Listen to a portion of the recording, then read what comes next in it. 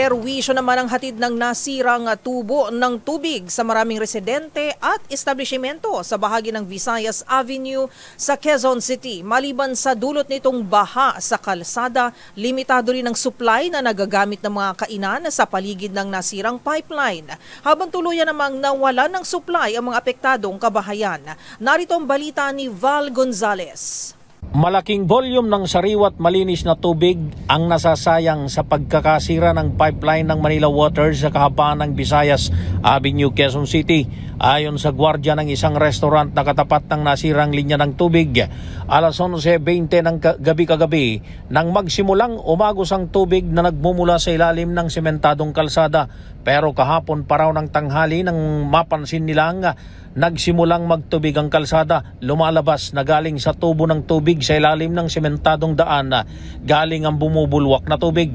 Ang resulta nito ay wala ng supply ng tubig sa mga establishmento at kabahayan na nasa porsyon na ito ng Visayas Avenue.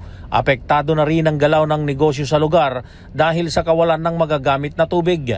Gaya ng isang restaurant na ito na limitado lamang sa kanilang menu ang maring ma-order ng kanilang mga customer. Samantala dakong alas 7 na ng umaga nang dumating ang kontraktor ng Manila Water at inuhukay ng daan para matunton ang nasirang tubo ng tubig.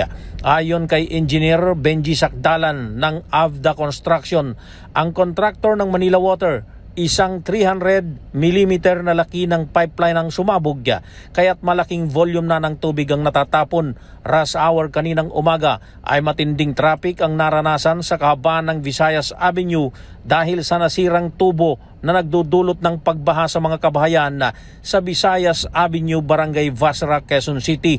Ayon sa Manila Water, pipilitin nilang maisaayos agad ang nasirang pipeline. Para sa MBC TV Network News, ako si Val Gonzalez, DZRH, una sa Pilipinas, una sa Pilipino.